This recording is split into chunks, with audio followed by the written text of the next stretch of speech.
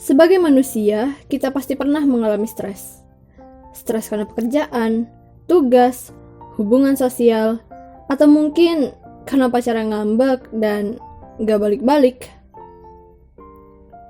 Oke, perlu kita reminder bahwa stres itu normal dan bisa terjadi pada siapa saja, kapan saja, di mana saja.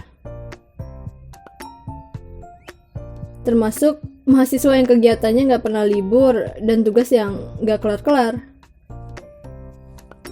Menurut penelitian Fauziah DKK pada tahun 2021, sebanyak 55,1% mahasiswa mengalami stres.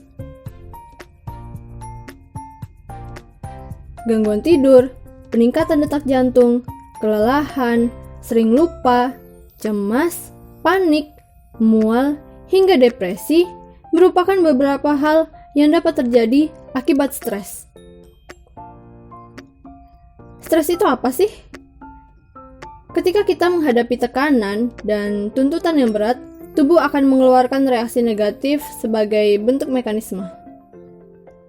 Nah, reaksi negatif inilah yang dinamakan stres. Untuk stres akademik sendiri adalah reaksi negatif tubuh terhadap tuntutan berat yang berhubungan dengan akademik. Seperti tugas, ujian, jadwal kegiatan yang berantakan, skala prioritas yang gak jelas, persaingan, kebiasaan menunda-nunda, motivasi yang hilang, lelah, dosen yang galak, bahkan rasa insecurity. Seperti yang udah dijelasin tadi, stres itu normal kalau kasusnya nggak lama.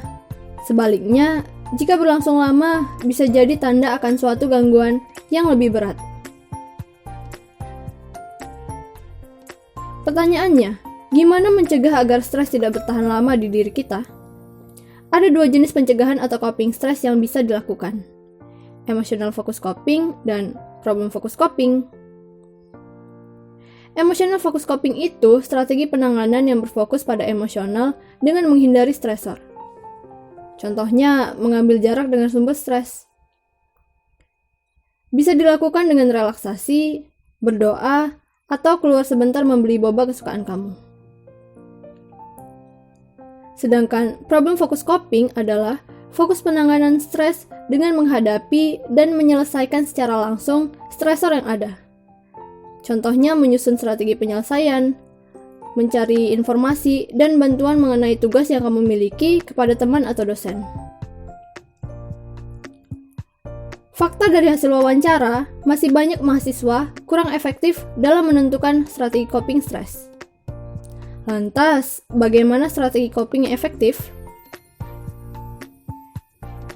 Efektifnya kedua strategi coping ini harus berjalan berdampingan. Kamu gabungin emotional coping dan problem coping. Kenapa kita harus menggabungkan dua strategi ini? Coba deh, menurut kamu, idealkah jika kita hanya memilih satu dari dua strategi coping ini? Gini. Bayangin pas kamu capek, tiba-tiba dikasih tugas dan deadline-nya nanti malam. Kira-kira strategi coping apa yang akan kamu gunakan? Apakah kamu akan hanya menggunakan coping yang fokus pada permasalahan? Atau kamu hanya menggunakan coping yang fokus pada emosional? Kamu hanya berdoa, berharap agar tugas kamu selesai tanpa berusaha menyusun strategi penyelesaiannya. Kamu bukan Aladin yang ada tugas terbengkalai dan malah berpotensi menimbulkan stres lanjutan. Nah, kurang efektif kan? Inilah alasan mengapa kedua strategi ini harus digabungkan. Kamu boleh menenangkan diri dengan berdoa. Setelah merasa tenang, kamu bisa mulai menyelesaikan tugas yang kamu miliki. Ingin tahu keefektifannya? Yuk dicoba. Emosi kamu lebih stabil, tugas selesai. Yang perlu diingat adalah, emotional coping tidak perlu lebih lama dari problem coping. Bijaklah memanajemen stres, biar kita bisa jadi mahasiswa cerdas mengelola stres.